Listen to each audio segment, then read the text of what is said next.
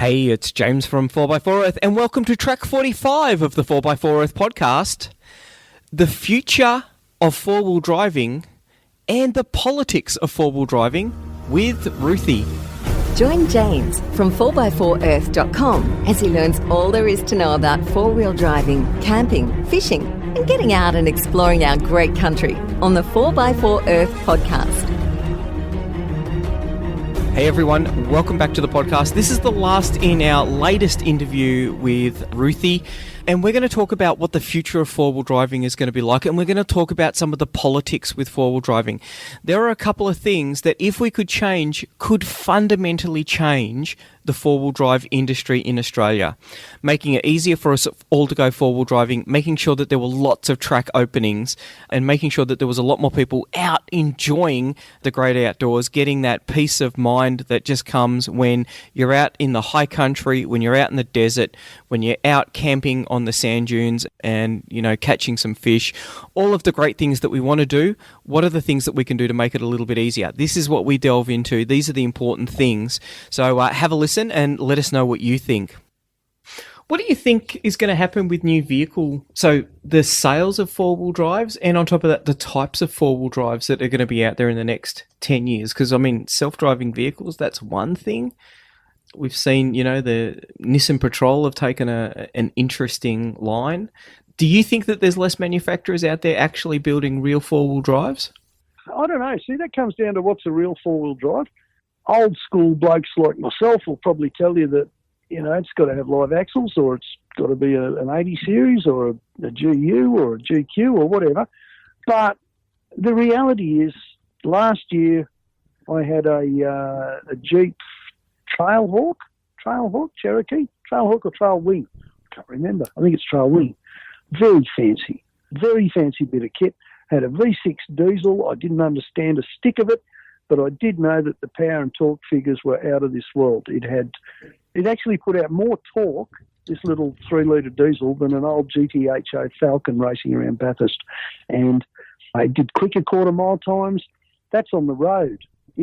Off-road, it had suspension that lifted itself up about 50 mil, and it had traction control from one end to the other. So, yes, it's fully computerised, but it would go anywhere an 80 series with 33s and double lockers would have gone all day long. So, like the rest of the motoring world, to some degree, put up with it, suck the sauce bottle. It's going to be computers from now on. It's going to be more plastic. It's going to be what, to most purposes, looks like softer stuff, especially in the showrooms. But at the end of the day, there's still some machines out there that'll do a really awesome job off-road. I can't see it stopping. I can see more and more people building up older trucks because they want a direct involvement with their four-wheel drive. They want to play with it. They want to know what's under the hood, so that when it goes wrong, they can do something about it. So the number of father and son projects I've had talked about in front of me at shows, it's just insane, and it's wonderful. It's just wonderful to see. But the average guy who just wants to take his family bush, the trucks are getting better and better, and they're getting cheaper and cheaper. Cheaper in real terms, I guess we should say. There's a Nissan Navara in my yard at the moment, which is an awesome bit of kit. It's got about $5,000 worth of suspension and tyres and a snorkel and a few other bits and pieces. So new price on that's probably in the mid-50s. Sounds like an awful lot. In 1948, a new Holden cost $750, and that is actually slightly more than that Nissan's worth. So the vehicles are getting way better and comparatively cheaper. This is in a sort of a long view. Yep. I don't necessarily want to own them, I don't understand them. This Navara being like most of them, what do you call it? I can't. I'm losing my words, James. What's the word for the diesels they run these days, the super high pressure?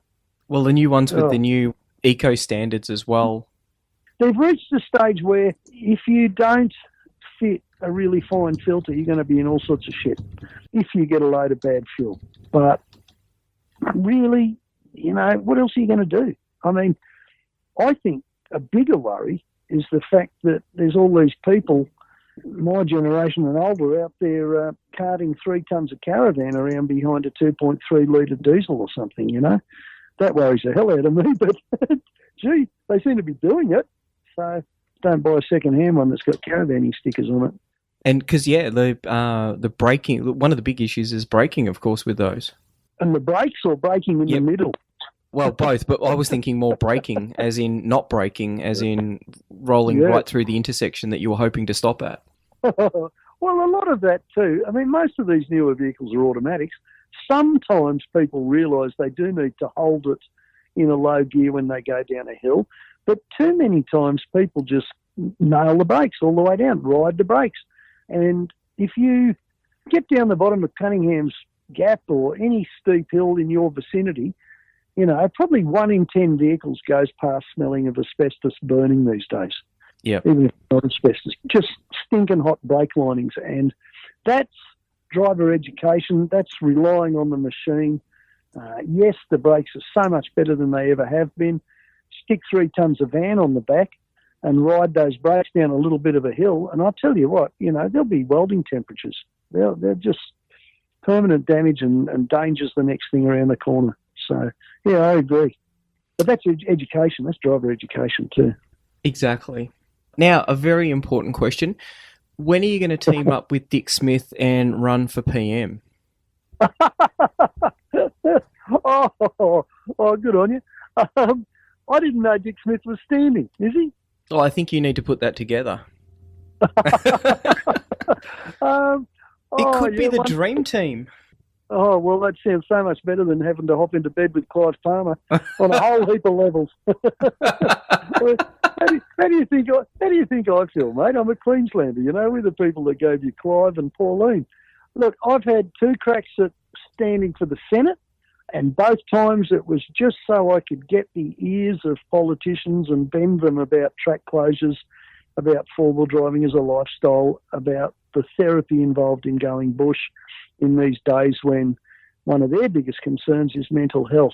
And in both cases, that was it for me. I didn't want to go to Canberra. The second time round, I came really close to the point where the handbrake was saying, what's your bailout clause here, you know, because you don't want to go to Canberra. And for all those people who think it might be wonderful to work 28 weeks of the year, imagine the rarefied atmosphere you're working in. You know, you're in Canberra. You're going to be spending 20 hours a day in committees with people you don't necessarily respect. I couldn't do that. So my plan was to shove Milo in low first, put the hand throttle on, jump out the door and watch her climb up the steps of Parliament House. I figured that'd probably get me a quick ticket to jail and I'd be out of Canberra. And to be quite honest, I think there's probably more honest people in jail than there is in Canberra. And if you say, yeah, but Roothy, you know, you're ducking your responsibility, mate. Well, yes, but a bloke's got to have a life he can be proud of too. I couldn't do that Canberra thing. I really couldn't. Dick Smith is a man I really respect and admire. I've never met him. If he put up the quids and said, we're going to do this, I'd still have to say, Dick, I'll help you all I can. But if it looks like I'm going to make it, I'm out of here. Because could you do that, James? Could you, spend all that time in all those committees inside? Inside! That's the killer part. Ooh, I couldn't do that.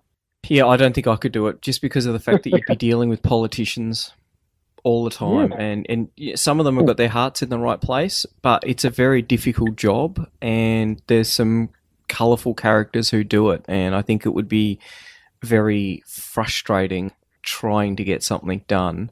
I think one of the things that's missing is that people don't have respect for politicians. Listen to us. We don't have any at all. Why is that? Because they haven't bloody well given us anything to respect them for such a long time. You watch the way they backstab each other, and it's all about which party you're in, doing the right thing by the party, not doing the right thing by the party. It's very rarely about step up and do something for Australia. All over Queensland, and in fact, I saw some down in Victoria the other week. I was down there sniffing around again, and Clive Palmer's got signs up saying, keep Australia free, or make Australia great again, and all this other rubbish. He's just following Trump down the same line. badly photoshopped photos of Clive. And at the end of the day, here's a guy who's been selling us out to China forever. On the YouTube ads, you'll see that the first thing he says is we've got to stop China buying our land. Well, you know, mate, a lot of us can see through that for what it is, and that's just political hypocrisy. I'm not even giving Clive a hard time. He's probably more honest and probably more capable than some of the people in the current political world, but we can't expect too much from them. And I, for one, am not the sort of person who could do that as a job. I just wish there were some people out there that would stand up and try and do the right thing by Australia. Maybe there is, and maybe we're not leaving the door open, not listening. I don't know. That's a tough one. Let's not talk about religion, James. All right, last question, which is from one of our moderators. Richard, cool. Did you keep the 4x4 Earth sticker that he gave you so you could put it on Milo? Oh, that Richard. Okay. Yeah. Can you tell him it's not on Milo? It was for a little while, and now I've got another one, and it's on the fridge here in the shed, so I can see it loud. And I tell you what, too, I use 4x4 Earth. What would you call it? Forum website. Yeah, I keep forum. getting directed there Yep. for various reasons, and you know I love it. I mean, there's so much good advice floating around out there. I think, and it's probably because you have decent moderators in control of things too. Because you know, one of the things I guess that's changed inside four-wheel driving in the time that I've been involved in the lifestyle, which is probably professionally, it's probably that 30 years. I was writing articles for four-wheel drive mags 30 years ago. Yeah, wow. And that is just the amount of information that's out there, you know, for four-wheel drivers. I mean, if you want to start out now, you know, go out tomorrow, never driven on a dirt road, buy yourself a four-wheel drive and go bush.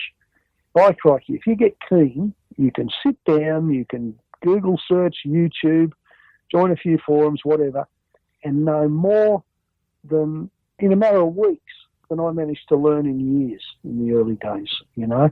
I can still remember being, I don't know, in my early 20s when I found out that you should let your tyres down on the sand.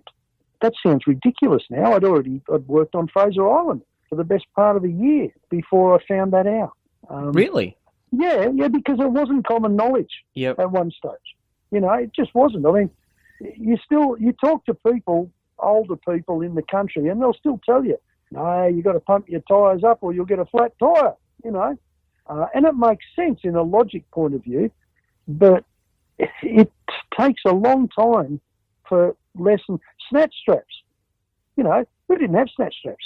We used to use chains or ropes or whatever, and it wasn't a snatch, it was a pull.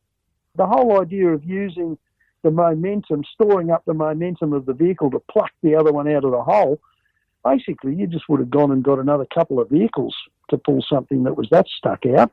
You know, I didn't know about tree trunk protectors for the first 10 years of my four-wheel driving. That's my four-wheel driving career as a tour guide, I should say, before hopping into the magazine world. And, you know, the number of times I just sort of, I shouldn't say it, should I? But I'd wrap a cable around a tree. Plenty of trees. I'm stuck. I need to get out. Yep. And, you know, that was the way it was done in the bush. And then you hear about these things and you think, gee, that's a good idea. And not only that, it's going to save the hook from going through the cable. Gee, that's clever. I've got to get one of those. Well, the whole, you know, I can remember talking to Steve when he bought Storm tyre deflators out, you know, and now we've got these instant easy deflators and quickie deflators and all sorts of other things. But, you know, all these things have happened as four-wheel driving became a lifestyle.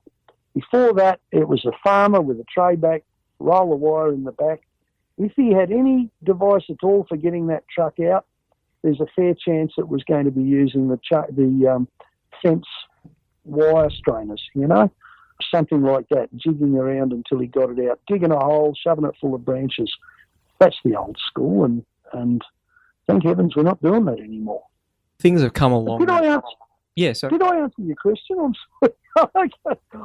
I gas bag on, don't I? Sorry, James. no, that's all good. Yep, answered the question. This is one of the things that I think, is exciting, is the fact that someone can go from, seeing an ad for a vehicle or just getting that first thought about, maybe it'd be good to go four-wheel driving. Then they can do all of their research online and go out and buy a new vehicle or a second-hand vehicle, and then they're out camping with the family, with mates, whatever it is. Yeah. It probably is a lot easier to do than it ever has been. Oh, it is. It really is. And where you see that is in places like Cape York or the Simpson Desert, or, places where the traffic has increased. And when people get there, they know what time of year they're supposed to come. That in itself is something that's only happened in the last 20, 30 years. Except for people who lived right up the top end and who knew that you didn't go anywhere in the wet season because you got bogged, the rest of Australia had no clue. This information flow and the fact that it is easier now than ever to go four-wheel driving, you can go out tomorrow, a guy on the average income can go, hey, I want to have a crack at this. I want to go camping with my mates on Fraser Island for their fishing holiday. I've heard all about it. They've shown me the photos, shown me the clips on their phone, and they go out. For 10 grand, you can pick up a good Pajero with buckets of miles left in it. You let the tyres down a bit because you see your mates doing the same thing, and off you go. You can add a roof rack and a few other bits and pieces and some camping clobber, even the camping clobber. I mean, my old man's version of camping when we were kids was a canvas tent with no floor, and you basically slept in your sleeping bag around the fire or inside the tent if it rained. That to the swags we have these days, a swag. My first swag was just a square of canvas. It didn't have a mattress. It just kept my sleeping bag dry. Then it grew a mattress, and then it grew a couple of poles, and then it grew, some fly mesh. And crikey, we've got such good clobber these days for such good prices. The whole thing's accessible. I'd say to anyone, though, always, first thing, it's not about how much gear you've got. It's about getting out and doing it. So once you've got the four-wheel drive and, make sure you've got the tyres to do the job and a few things like that, but just start doing it. Don't go, I can't go anywhere without a winch or a long-range tank or this or that or the other. If you stay with the sport and the lifestyle long enough, you'll probably wind up with all of that gear. But start out small and spend your money on fuel. Just get out there.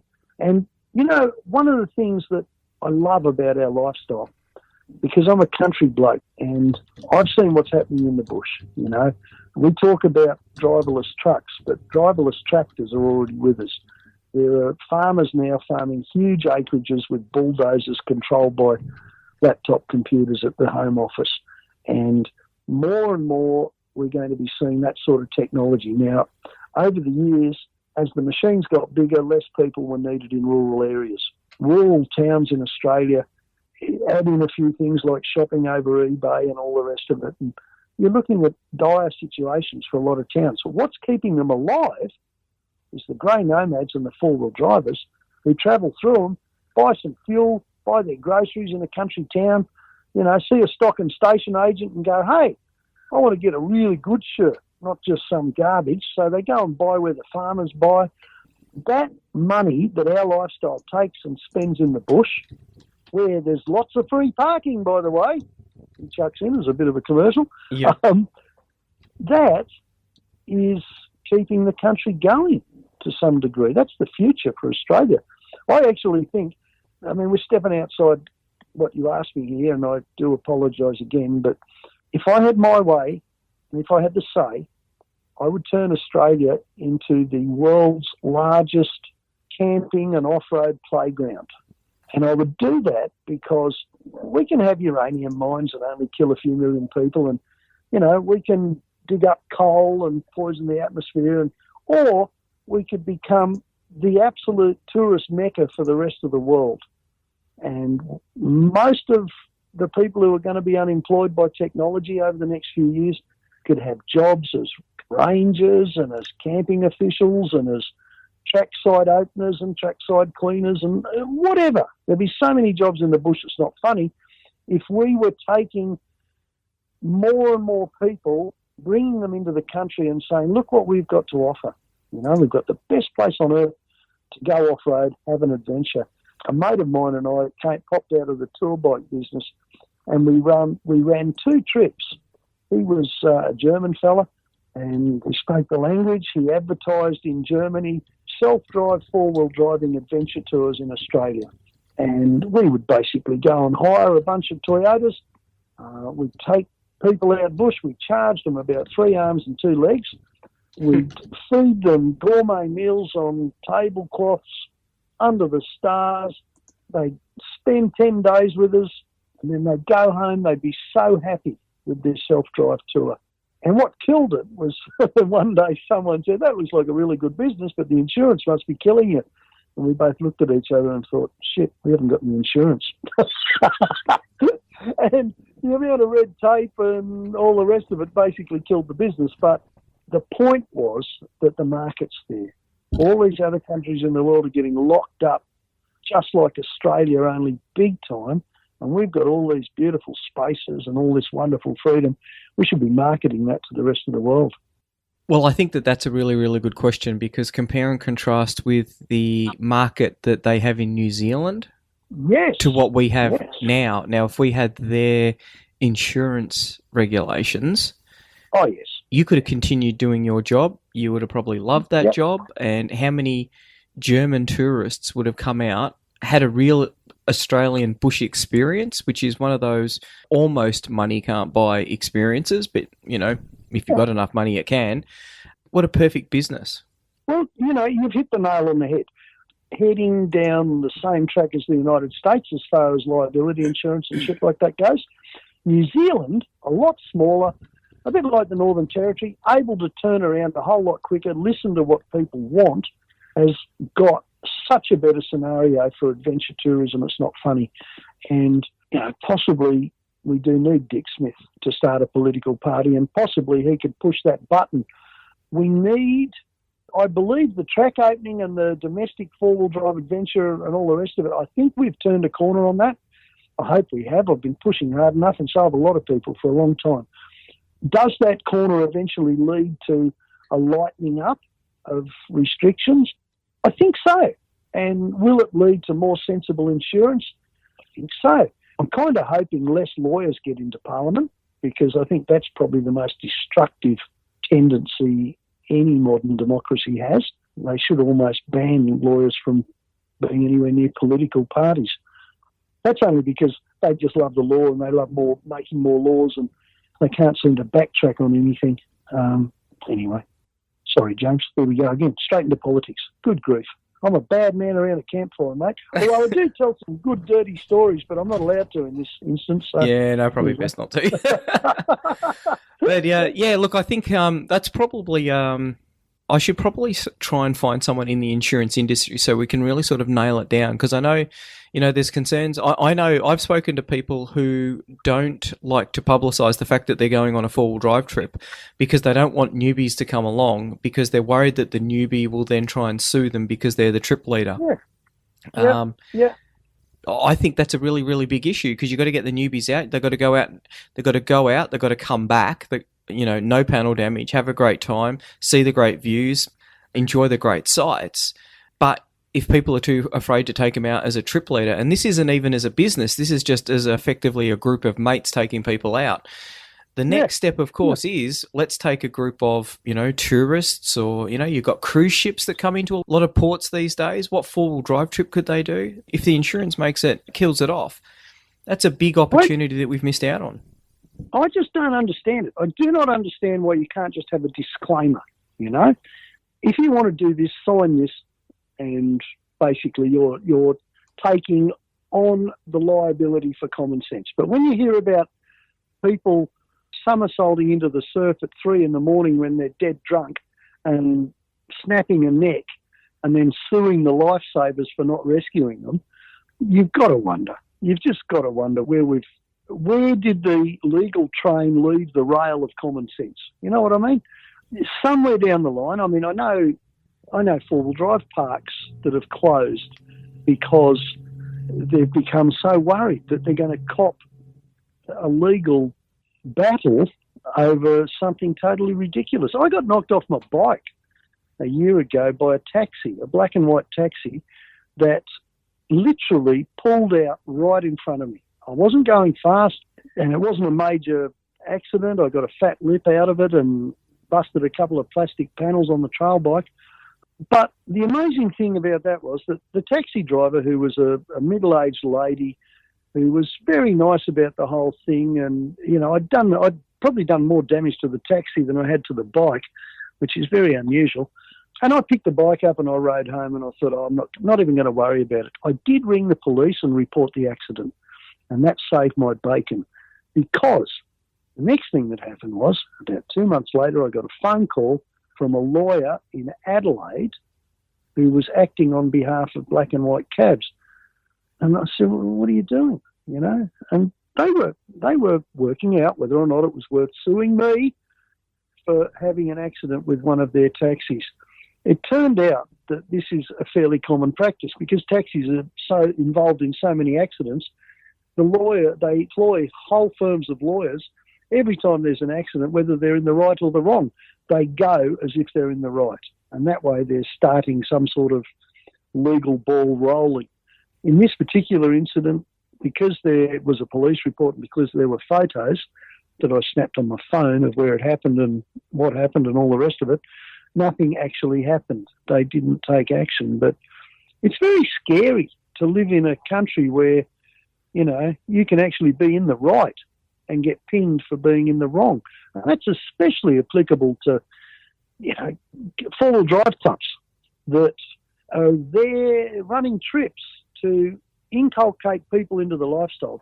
Come along in your new four-wheel drive. We'll show you what a snatch strap is. We'll show you some nice tracks. We'll have a good camp out. You're going to love it.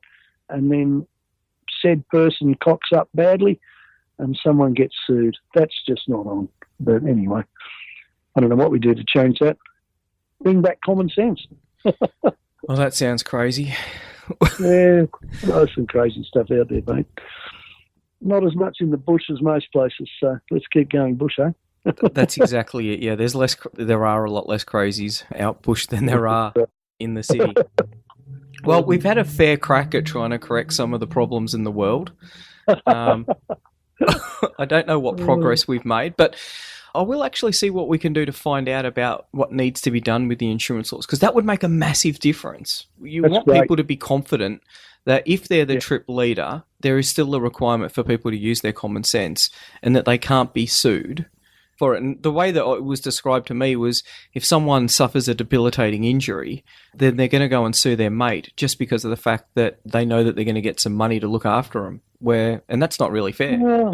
You should look after your mates, and you should be using common sense. And on top of that, accidents do happen. Well, yeah, exactly. I'll tell you what, it's interesting to talk to someone in insurance. And I'm thinking I possibly know a couple of people involved in insurance who are four-wheel drivers. But while we were talking, I thought, wouldn't it be good to talk to a lawyer about this? You, James, not me. Yes. I get sidetracked too easily. I could not think of one single lawyer that I've ever met four-wheel driving. I've met gastroenterologists, I've met gynecologists, I've met every sort of medical specialist, tons of dentists, especially dentists, heaps of professional people out in the bush. I've met one politician and I've met a couple of mining magnates. I have never, ever met a lawyer in the bush. There must be one. Hopefully there's one listening to this show and they get in touch with you, James, because it would be fascinating to find out what is the legal extent of your obligation as a trip leader. Well, what about me? You know, I, for years through DVDs, we took people bush. Sometimes they would profess to be major experienced four-wheel drive people because they came from four-wheel drive companies. But the number of times you'd get bush and suddenly realise they didn't know anything at all. They'd learnt most of their four-wheel driving from a catalogue, and, you know, yes, they may have worked for this amazing four-wheel drive company for a number of years, but one of the company rules might have been don't get the vehicles dirty. You know, sometimes some things nearly went horribly wrong that many times it wasn't funny. And I wonder now who would have been liable, you know, me for saying, yeah, we can do that hill as long as you drive it sensibly, or, you know, I don't know. It's a big question, mate, massive question. It is. I'll see what we can do to track someone down and have a bit of a chat about it. Thank you very much for the chat today. We've covered a fair bit of ground. Good on you, James. That's awesome, mate. And, you know, price of gold's going up, people. If you haven't got an excuse, buy a gold pen and go bush. That's it. Good on you, James. Thanks, mate. Thank you. I'll see you soon. All right. Cheers. Bye. See you, mate. So we covered quite a bit of ground. What are your thoughts on it? Now, if there is a legal expert out there who's listening to the podcast, I'd really be quite interested to know the differences in insurance between Australia and New Zealand, and what would it take for us to be able to change so that it wasn't quite as expensive to get insurance for tour operators. I think nothing would be better than building up a tourism industry where people could come to Australia and just experience those really, really iconic experiences. And these are experiences that aren't too hard to do, but you know, when you're flying to a new country, you can't exactly sneak your Jeep in carry-on. It won't even go in checked baggage. It's really hard to get there. So you're going to have to hire a vehicle. You really are starting to look at a tour company to be able to do that. And the insurance is really killing it for those guys.